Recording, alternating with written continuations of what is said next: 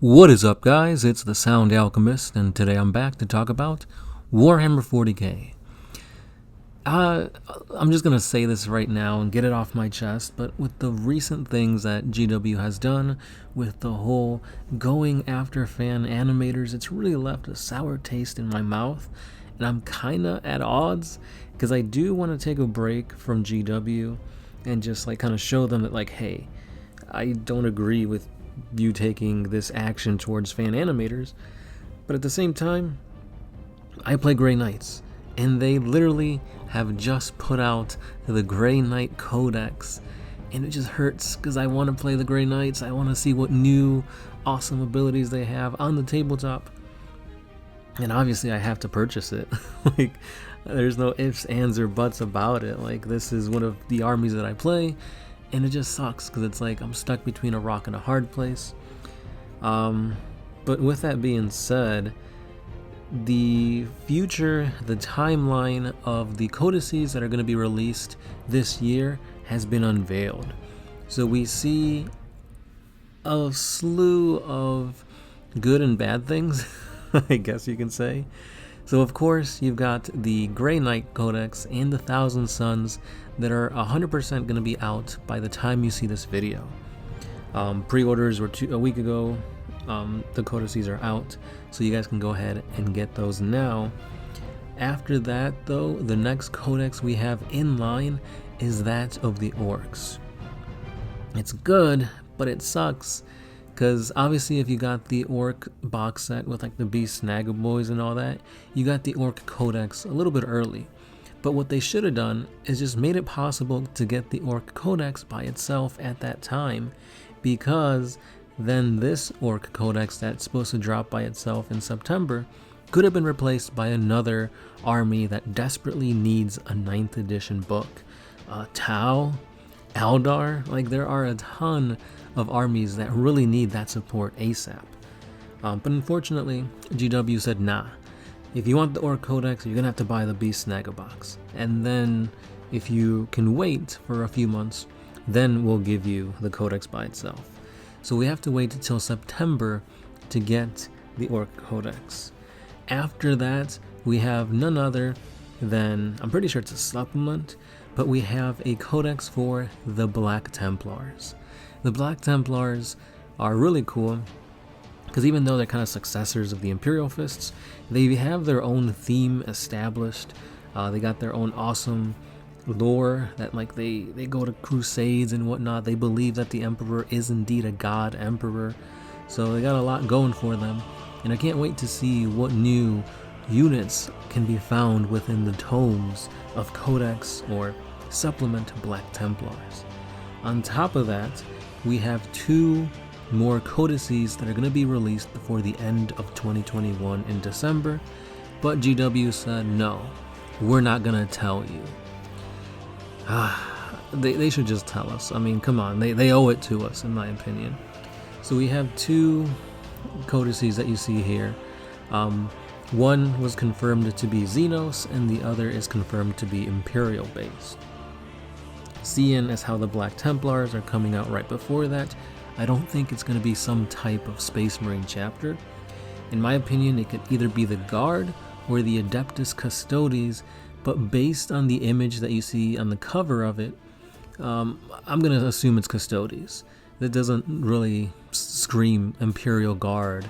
I mean, Astra Militarum in my eyes, but I could be wrong. It could be something else.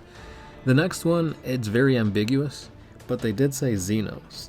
So I'm guessing probably Tyranids, seeing as how the Tyranids were talked about a lot during the whole Octarius sector when they're fighting the Orcs in that part of the galaxy.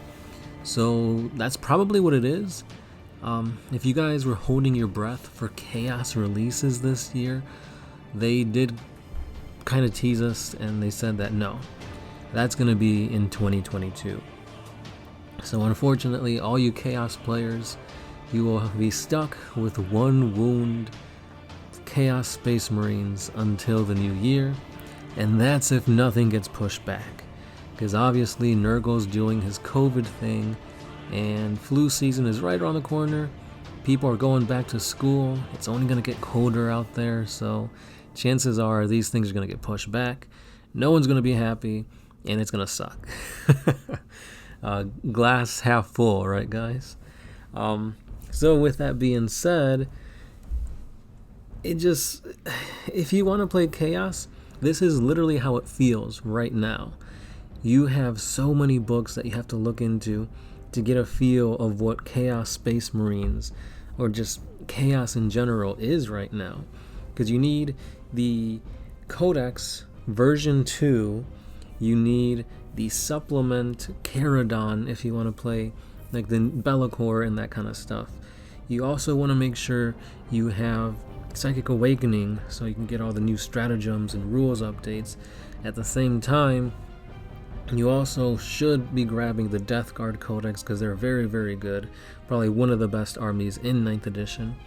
And I would also recommend getting the Thousand Suns Codex as well, because there's a few datasheets in there that are probably going to translate exactly on over to the Chaos 9th edition Codex. For example, Defilers, Forge Fiends, Mauler Fiends, those I'm pretty sure are going to carry the exact same stats points on over to Chaos. So that kind of gives you a little bit of a peer into the future as to what you can expect in that book. But that's a lot. That is a lot to carry.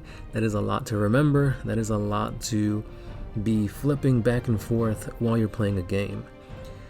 With that being said, maybe I think actually they got all the rules for the most part bundled up in the new campaign supplement, Caradon or whatever, the one where Be'lakor is at. But still, though, like, it's still very, very good to get the Death Guard Codex and the Thousand Suns. Because again, we don't know exactly when in 22 we're going to be seeing that Codex drop. But yeah, I was excited to see the timeline for the Codex drops, but I don't know. It's like I said, maybe I'm just looking at it with a different filter because of the past events of GW, whether it be Legal Team or whatever. Because in 8th edition they did say, oh, this is a new GW, we're here for the community, and then they pull this crap. So it's like I said before, I'm stuck between a rock and a hard place. Obviously the channel revolves and is made from the love we all enjoy of the hobby that is Warhammer 40k, but then you have them tearing down a huge part of the community, and that is fan animations. We all loved Astartes.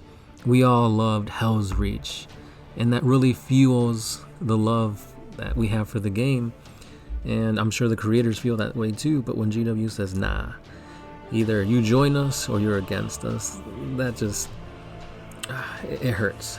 So let me know your thoughts below. What do you think about the codices being released? Are you taking a hiatus from GW? Just let me know what you're feeling. And that's all I got for today. Thank you for listening as always. And if you do want to support us here at One Mind Syndicate, it'd be great if you guys can hit that like button, subscribe, comment, and hit the notification bell.